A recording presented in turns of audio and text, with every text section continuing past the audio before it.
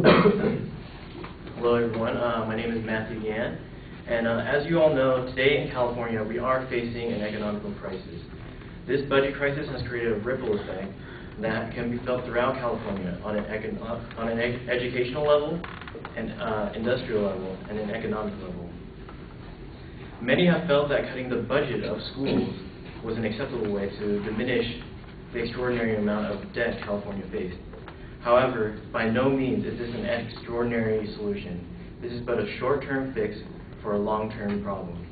Therefore, cutting funding from California's higher education has an adverse effect on the state's economy.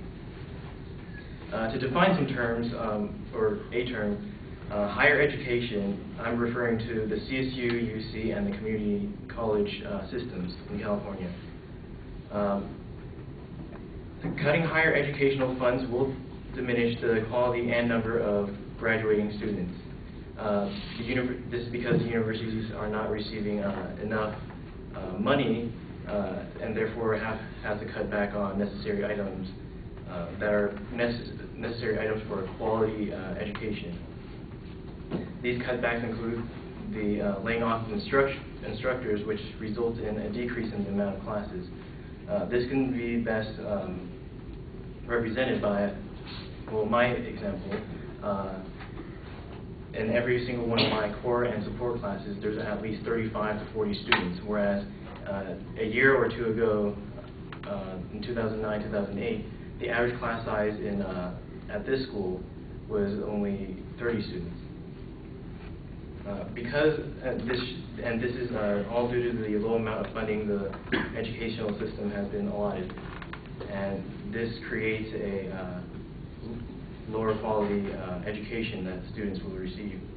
And because of this, because our graduates are coming out of college with a subpar education, industries are declining as well.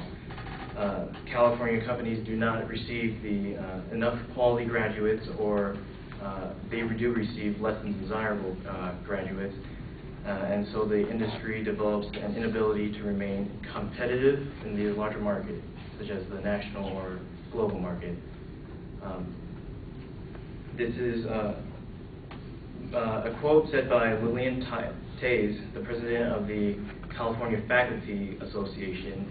She says, "It is hypocritical for the governor to utter the words, 'We need job creation,' out of one side of his mouth, while he cuts higher education funding from the other side of his mouth, because you can't create jobs when you're cutting the very institution that educates people to do those jobs." And this just shows that the president of all the faculty in the California school system agrees that the budget cuts are affecting the economy.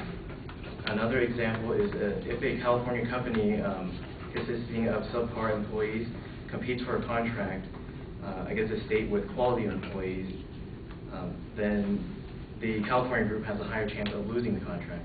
If they lose the contract, then no revenue goes towards the company and no revenue goes towards the state.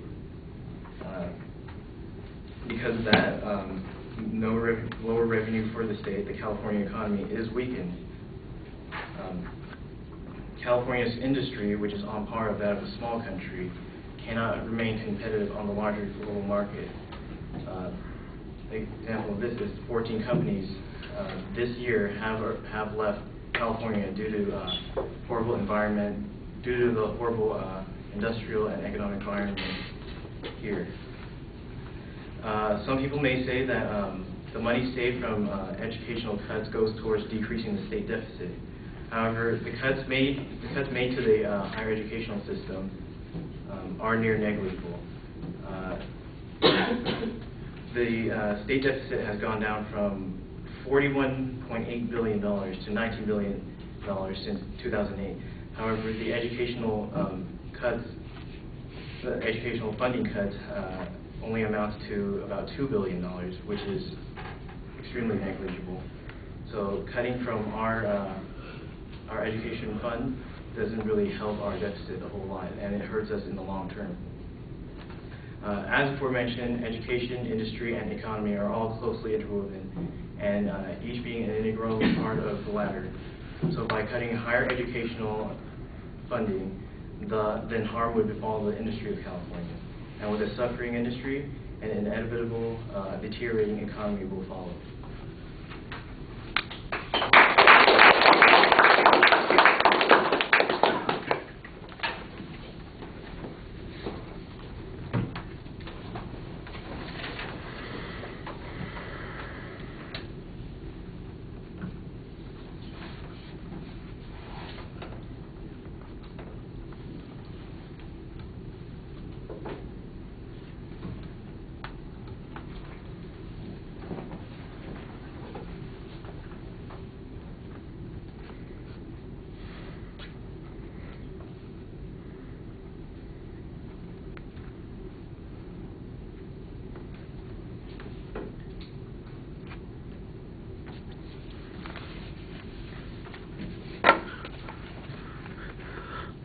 All right, even though it's not pulled out and highlighted and underlined, I thought it was pretty clear what your proposition was. There's not really a setup of what the secondary claims are, and so that's going to be a problem for the listeners from the beginning. Now, the stream of arguments, they do flow together pretty well, but there's not a structure that's helping them, and I think that needs to be clear also. You did a good job explaining some of your background assumptions.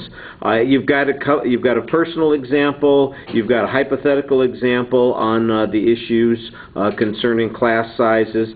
There's a big inference here that the quality of education has suffered, and that accounts for part of the problem in the economy. But I don't know that you've got any data that shows that the quality of education has suffered, except maybe access to some classes, but whether or not the learning's gone down, and whether or not anybody who has graduated from the California university systems has not been able to get a job because they are judged inadequately trained by industry. There's later an argument about 14 companies that have left California, but the causality of that leaving is suggested, it's about regulation issues as opposed to they can't get enough workers or they don't have the trained people to get those jobs, and I think that's the link that you need to have there. The closest you come to having a link on like that is the quote that you have,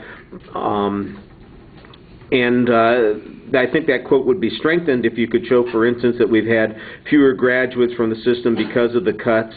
You try and minimize the $2 billion in the total amount of the budget change that's going on, but then the question also turns around, well, it's just $2 billion out of the whole UC, CSU, and community college budget, so how big a difference is that $2 billion making down the line? And you don't really have much more than your hypothetical examples and your personal example there, so I think you need to develop that a little bit more. I thought you did a nice job speaking to the audience and trying to put the ideas together. Your reasoning, I think, flows together pretty well, but like I said, I think you need some more structure for those arguments.